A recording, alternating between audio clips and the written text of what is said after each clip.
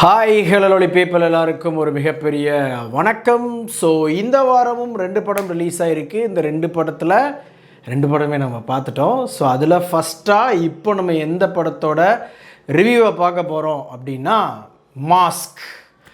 ஆக்சுவலாக நம்ம தமிழ் சினிமா இயக்குநர்களுக்கு வந்து பார்த்திங்கன்னா சில நேரம் ரொம்ப எக்ஸ்ட்ராடினரியாக ரொம்ப எக்ஸ்ட்ரீமாக சில விஷயங்கள் வந்து அப்படியே மண்டைக்குள்ளே ஓடும். அதுக்கு சில இடங்கள் வந்து நம்மளுக்கு வந்து ஒரு இன்ஸ்பிரேஷனாக அமையும். என்னதான் இன்ஸ்பிரேஷன் இருந்தாலும் நம்ம தமிழ் சினிமாவுக்கு உள்ள டெம்ப்ளேட் கிளீஷேக்களான சில எமோஷன்ஸ் இருக்கும் இல்லையா, அதை நம்ம விட்டே கொடுக்கக்கூடாதுடா, இதை வச்சா தான் நம்ம ஆடியன்ஸை பயங்கரமாக கனெக்ட் பண்ண முடியும் அப்படின்ற மாதிரி ஒரு தாட்டு இன்னும் வந்து நம்ம புதிய இயக்குநர்களுக்கும் போகாமல் தான் இருக்குது.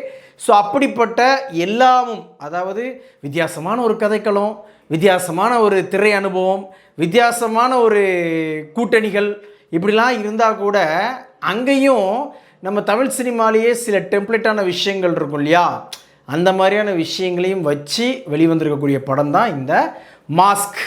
மாஸ்கில் ஃபஸ்ட் எடுத்தோடனே நமக்கு வந்து பயங்கரமாக இம்ப்ரெசிவாக தெரியக்கூடிய ஒரு விஷயம் என்ன அப்படின்னு பார்த்தீங்கன்னா, நம்ம கவின் அண்ட் ஆண்ட்ரியா அவங்களுடைய நடிப்பு தான்.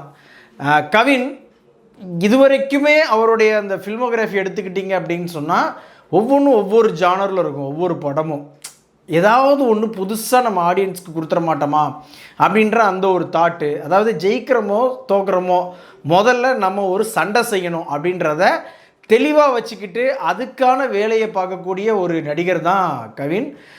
எப்போவுமே அவருடைய அந்த ஒரு பார்ட் இருக்கு இல்லையா, அது வந்து சிறப்பாக இருக்கும். அது இந்த மாஸ்க்லேயுமே நல்லாவே இருக்குது. ஒரு மாதிரி ஒரு நெகட்டிவ் ஷேடாக இருக்குமோ அப்படின்னு நினைக்கிறப்ப நெகட்டிவ் ஷேடு மாதிரி தான், ஆனால் இது கொஞ்சம் வித்தியாசமான நெகட்டிவ் ஷேட் அப்படின்னு சொல்லிட்டு அதில் உள்ள பாசிட்டிவும் அழகாக அப்படி தூக்கி இந்தாங்க வச்சுக்க என்ஜாய் பண்ணுங்க அப்படின்னு சொல்லிட்டு ஒன்று பண்ணியிருக்காப்புல. வாழ்த்துக்கள். அடுத்தது வந்து producer and actress Andrea. First எடுத்துகிட்டு இவங்களுடைய கேரக்டர் பார்க்குறப்ப ஓ மை காட் அப்படின்ற மாதிரி இருந்துச்சு. அதுக்கப்புறம் தான் ஆத்தாடி ஆத்தா அப்படின்ற மாதிரி ஒரு கேரக்டர். உண்மையிலே சூப்பரான ஒரு, எப்படி சொல்கிறது, ஒரு நிமிஷம் நமக்கு வந்து ஏய் அப்படின்ட்டு ஒரு பயங்கரமாக கோவம் வரக்கூடிய ஒரு பயங்கரமான ஒரு கேரக்டர் தான். நான் அது என்ன கேரக்டர் அப்படின்றதெல்லாம் இங்கே ஓப்பன் பண்ண விரும்பலை. தியேட்டரில் போய் பாருங்கள், உங்களுக்கே வந்து ஒரு சர்ப்ரைசிங்காக கண்டிப்பாக இருக்கும். சூப்பராக பண்ணியிருப்பாங்க. எக்ஸப்ட் அவங்களுடைய அந்த மேக்கப் அண்டு ஒரு சில இடங்களில் அவங்களுடைய அந்த ஒரு எக்ஸ்ப்ரெஷன்ஸ் கொஞ்சம் ஓவர் டூவாக இருக்கோ அப்படின்ற மாதிரி. அதாவது அவங்க வில்லி தான், நான் வந்து அதை ஒத்துக்கிறோம். பட் அதுக்காக வந்து அவங்கள இப்படி ஒரு ஃப்ரேம் வச்சு இப்படி ஒரு மேக்கப் பண்ணி தான் நீங்கள் அவங்கள வந்து வில்லியாக காட்டணும் அப்படின்றது கிடையாது அப்படின்றது என்னுடைய பாயிண்ட்டு. அந்த இடத்துல கொஞ்சம் நமக்கு வந்து என்னமோ ஒரு சின்ன ஒரு சொதப்பல் பண்ணி விட்டுருக்காங்களப்பா அப்படின்ற மாதிரி ஒரு ஃபீல் நமக்கு வரத்தான் செய்யுது.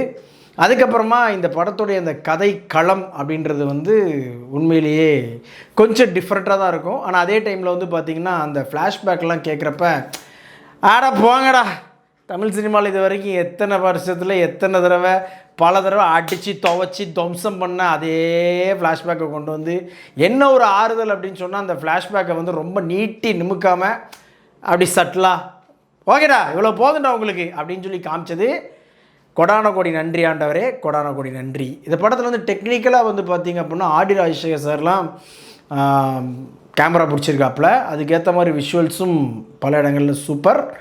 அதே மாதிரி ஜிவி பிரகாஷ் அவருடைய பின்னணி இசை அப்படியே வந்து 1001 மாதிரி ஒரு படம் கொடுத்தாலும் நான் பண்ணுவேன், குட் பேட் அக்லி மாதிரி ஒரு படம் கொடுத்தாலும் பண்ணுவேன், மயக்கமன மாதிரி ஒரு படம் கொடுத்தாலும் நான் பண்ணுவேன் அப்படின்ற மாதிரி நீங்கள் எந்த ஜானர் வேணால் கொடு, நான் அந்த ஜானருக்கு ஏற்ற மாதிரி ஒரு பிஜிஎம்மை தூக்கிட்டு வரேன் பாரு அப்படின்ட்டு இந்த ஜானருக்கும் ஏற்ற மாதிரி ஒரு பிஜிஎம்மை தூக்கிட்டு வந்திருக்காப்புல. நல்லா பண்ணியிருக்காப்புல. அதுவும் அந்த பாட்டு ஒன்று கண்ணு மொழி அந்த பாட்டு வந்து நல்லா இருந்துச்சுங்க. உண்மையிலேயே நம்ம வந்து ஃபோன்லேயோ அல்லது சும்மா சாதாரணமாக நம்ம இந்த ஆப்ஸ்லேயோ கேட்குறப்ப விட தியேட்டர் எஃபெக்டில் வந்து உண்மையிலேயே சூப்பராக இருந்துச்சு. எனக்கு ரொம்ப பிடிச்சிருந்துச்சு. வாழ்த்துக்கள். படத்தில் என்ன பிரச்சனை அப்படின்னு பார்த்தீங்கன்னா, செகண்ட் ஹாஃபில் ஒரு எமோஷன் சீக்வன்ஸ்லாம் வச்சுருக்குறாங்க. அந்த எமோஷன்ஸ் வந்து நம்மளுக்கு ஆடியன்ஸுக்கு வந்து பயங்கரமாக அந்த கனெக்ட் ஆகிற இடத்துல தான் வந்து பார்த்திங்கன்னா படத்துடைய பிரச்சனை அப்படின்னு நான் சொல்லுவேன். ப்ரெடிக்ட் பண்ண முடியல நம்ம படத்தில் உள்ள ஒவ்வொரு விஷயத்தையும். ஆனால் அந்த ப்ரெடிக்ட் பண்ண முடியாத அந்த விஷயத்தில் உள்ள ஒரு எமோஷன்ஸ் இருக்குது பார்த்திங்களா, அந்த எமோஷன் வந்து படத்தில் வந்து மிஸ் ஆகுதோ அப்படின்ற மாதிரி ஒரு தாட் நமக்கு வருது.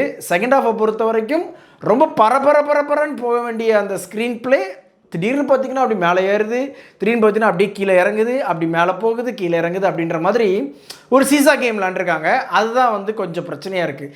எந்த அளவுக்கு ஃபஸ்ட் ஹாஃபில் வந்து ஒரு ஸ்பீட் இருக்கோ நரேஷனில், அது செகண்ட் ஹாஃபில் வந்து கொஞ்சம் அப்படி அப்படின்னு நம்ம இந்த ஏதாவது இந்த மேடு பள்ளம் உள்ள ரோட்டில் போவோம் இல்லையா, அந்த மாதிரி ஒரு அப்படி ஏறி இறங்கி போகிறது கொஞ்சம் நம்மளுக்கு வந்து அதே மாதிரி அந்த ஃப்ளாஷ்பேக்கு அதுவுமே அதான் நான் சொன்னேன் இல்லையா ஏற்கனவே, அலுப்பாக இருக்குது தலைவரை, ஏதாவது புதுசாக கொடுங்க அப்படின்ற மாதிரி தான் எனக்கு பர்சனலாக ஃபீல் ஆச்சு. உண்மையிலே ப்ரீ இன்ட்ரல் சீக்வன்ஸ் அண்டு கிளைமேக்ஸ் அந்த ட்விஸ்ட்டு சூப்பராக பண்ணியிருந்தாங்க, அருமையாக எழுதியிருந்தாங்க அது. ஸோ அதுக்காகவும் ஒரு வாழ்த்துக்கள். ஓவராலாக பார்த்திங்க அப்படின்னா ரொம்பவே சூப்பராக வித்தியாசமாக ஒரு என்டர்டெயின்மெண்ட்டான படமாக இருக்க வேண்டிய இந்த மாஸ்க்கு கொஞ்சம் செகண்ட் ஹாஃபில் இருக்கக்கூடிய அந்த நரேஷனில் உள்ள அந்த ஸ்பீடு அப்பு டவுனில் கொஞ்சம் சரிக்கிருக்காங்க அப்படின்றது தான் உண்மை. அதனால் மேபி நம்மளை மாதிரி ஆட்களுக்கு கொஞ்சம் இன்னும் நல்லா எடுத்துருக்கலாமே அப்படின்ற தாட் வரதான் செய்யுது. பட் மற்றபடி வந்து மற்ற ஆடியன்ஸுக்கு ஓரளவுக்கு இந்த படம் வந்து நல்லா கனெக்ட் ஆகிறதுக்கு அதிகப்படியான வாய்ப்புகள் இருக்குது மக்களே. இந்த படத்துக்கு நம்மளுக்கு ரேட்டிங் அப்படின்னு பார்த்தீங்க அப்படின்னா கண்டிப்பாக 5க்கு 3.25 கொடுப்பேன். வீடியோ பிடிச்சிருந்துச்சுன்னா லைக் பண்ணுங்கள், ஷேர் பண்ணுங்கள். சேனல்ஸோட வீடியோஸை ஒன்று பார்க்கணும் அப்படின்னா உடனே நம்ம சேனலை சப்ஸ்கிரைப் பண்ணுங்கள்.